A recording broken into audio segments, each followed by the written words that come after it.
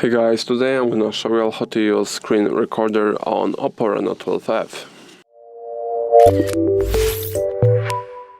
Firstly, pull from the top of your screen to the bottom and search for the screen record icon.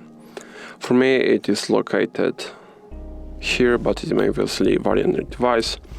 You can hold the icon and it's going to transfer you into the screen record settings. You can select where you would like to record your audio from. It can be your system, your microphone, both of them or none of them, obviously. You can change the definition and also the frame rate. You can also change how the information about the screen recorder is going to be appearing. It can be either a floating window or a status bar.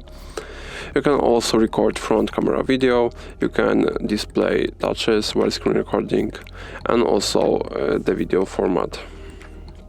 Okay, now we can just start the recording simply by tapping on the icon.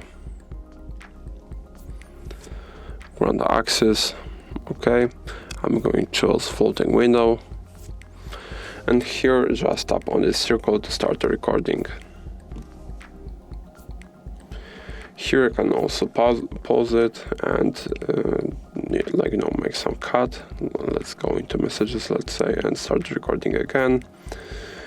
Also you can select again where you would like to record your audio from.